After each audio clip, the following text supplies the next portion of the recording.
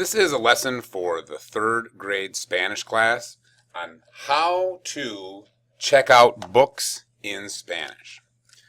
Now, if you were in second grade, you had a chance to do this, but I'm going to give this presentation for everyone just to remind you, or if you didn't come to Diamond Path last year.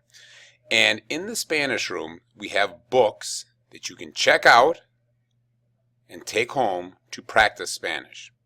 This is an option. This is not something that you're required to do, but this is something that will help you get your Spanish vocabulary and your Spanish pronunciation better.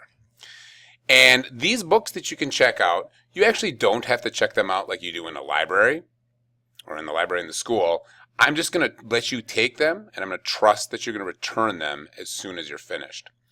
And I want you to take a look over by, if you're in the 3E class, or by Nathan and Lila if you're in the 3F class. And over by them, you'll see 3 buckets of books. There's the yellow bucket, the blue bucket, and the green bucket. And to the right of that is a black bucket. In the yellow bucket on the farthest left that says Libros Fáciles, those buckets right there are where the easiest books are. The blue bucket is where the medium books are. The green bucket is where the most difficult books are. And the black basket is where you hand in the books where you're finished. So when you take a book out of any of those 3, you don't need to sign it out. And in fact, I don't even need to be in the classroom. You can just take them if I'm gone or if I'm outside at the end of the day. And in the bag, in the book, there will be, or in each bag, there will be 3 things. There will be a book that maybe looks something like this. There will be a green sheet or a blue sheet or a pink sheet. It'll be a sheet of a certain color or any color. And then a white sheet like this. And you're going to use these sheets to practice with the words that you're reading. So first of all, we're going to practice using the colored sheet. And then we're going to practice using the green sheet, or using the white sheet.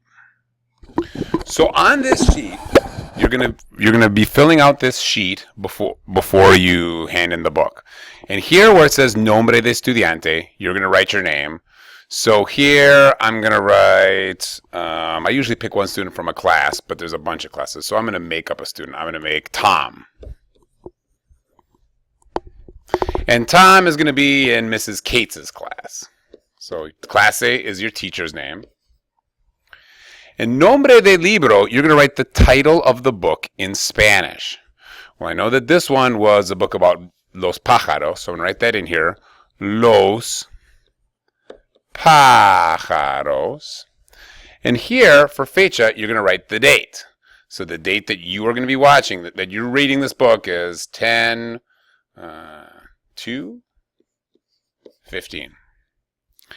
And here, you're going to be putting, on these 3 boxes, you're going to be checking off every time you read the book to yourself to practice the pronunciation.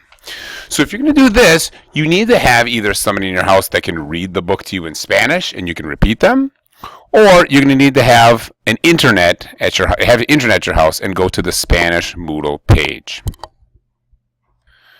So we're here at we're at the Diamond Path page. And to do that, we're going to scroll down to where it says Hola to get to the Spanish Moodle page. And then you're going to scroll down to the audio library, which is Audio Biblioteca. So we're going to go past the questions, past the NOAA videos, past the extra language section. And we'll scroll down to here where it says Audio Biblioteca. And you're going to click right here. And then you're going to look for that book in alphabetical order. So you're going to scroll down and it's Los Pájaros. So farther down, right about here. And you're going to click on this right here. And you're going to hear either myself or Grace's mom read this book in Spanish. And your job is to repeat it after each page. So the book is designed that either myself or Grace's mom will read it, and then they'll leave a space for you to repeat after it. So this is what it's going to sound like. Los pájaros. 2. Águila. Hay un pájaro en el aire. Okay, and then your job is to repeat it. Águila. Hay un pájaro en el aire.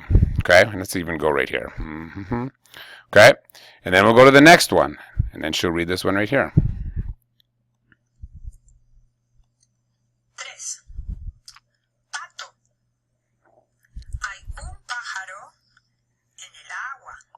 pato.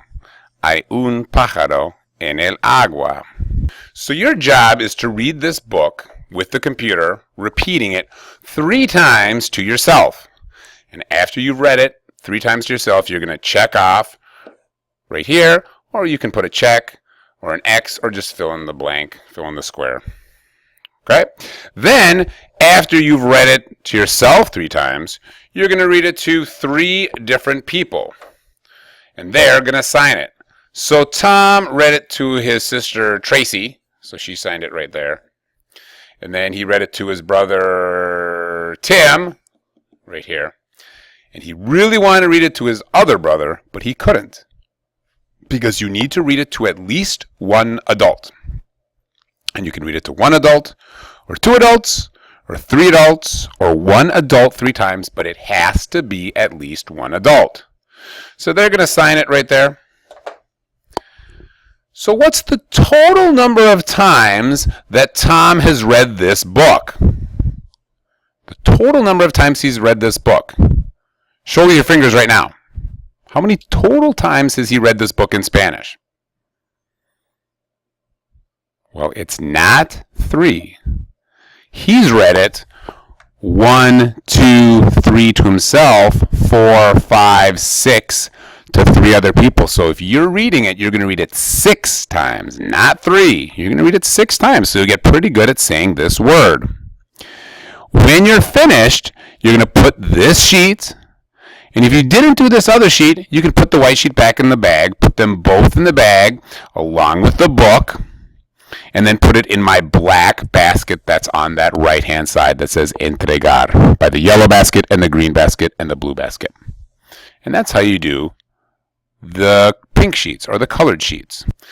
Now the next sheet that they have is for vocabulary, and this is what the words mean. And when you're doing this sheet, you might not have a computer at your house, or you might not feel comfortable reading books to other people. So when you're doing this, you can just be reading this book to yourself and then be practicing this and giving me this sheet. So you still do need to read this book once to yourself. And again, you're still going to fill out this sheet the same way after you finish reading it. So nombre estudiante will do Tom.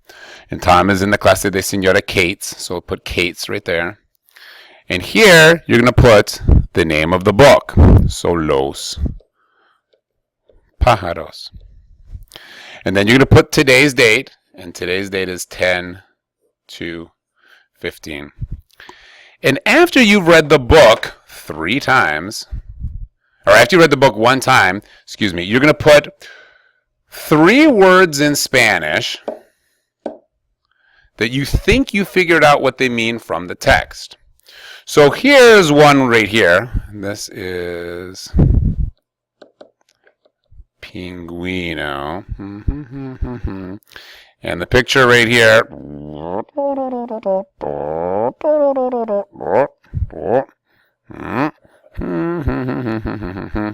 Okay?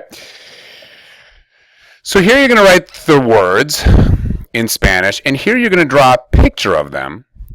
And underneath, you're going to write what you think the word means in English. So what do you think this word is going to mean in English? What does pingüino mean in English? Turn to your neighbor. What do you think it means?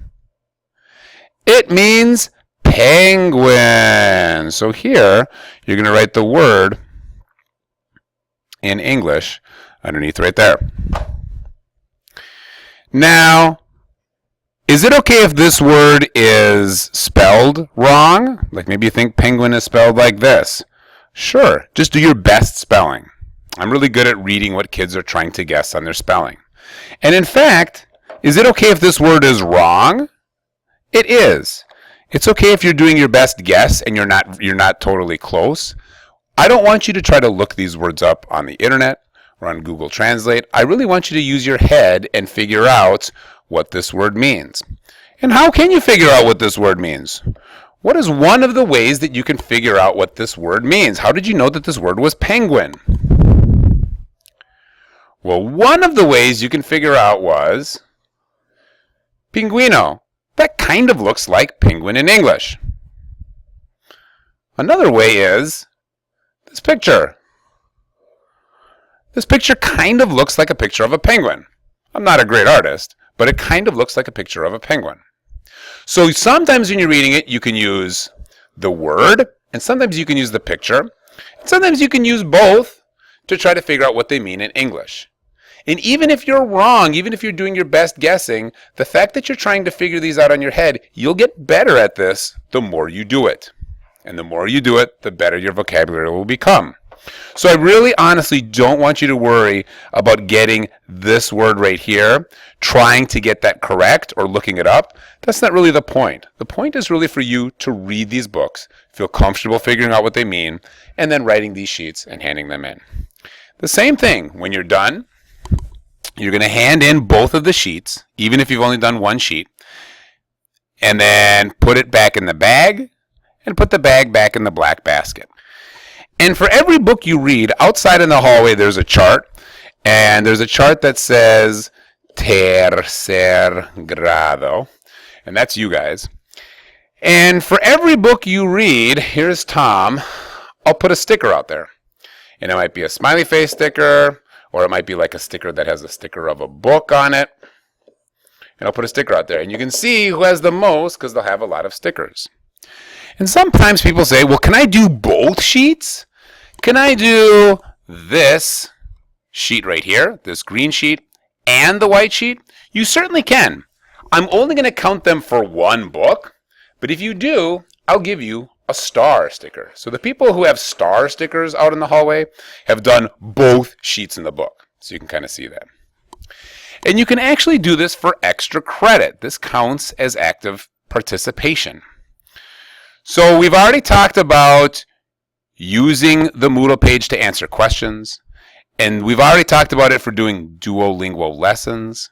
And this also counts for active participation. So a book has the same value as a question, and it has the same value as a Duolingo lesson. And you can actually add them up. You can do one of each. So say I do one book, and I do one Duolingo lesson. Okay, the total number, 1 plus 1, is 2. And if you do 0 to 2 books in the semester, which is from now until December, 0 to 2 books, you get a 3. That's what I give everyone. But if you want to get extra credit and get a 4 on your report card for active participation, you need to do 3 or more books, questions, or lessons, or a combination. If you do one book, one question, and one lesson, that equals 3. So you would have a 4. If you do 3 books, you do all books, that would be a 4 too. If you do 2 lessons in a book, you understand. So you can do a combination of those things, of those activities outside of class, to get your grade up and get better at Spanish. So right now you're going to have a chance to check out a book, to take a book, if you'd like. And with the rest of the time, you can have free choice until you are done with class. So have a good day, take these books home, and get good at Spanish.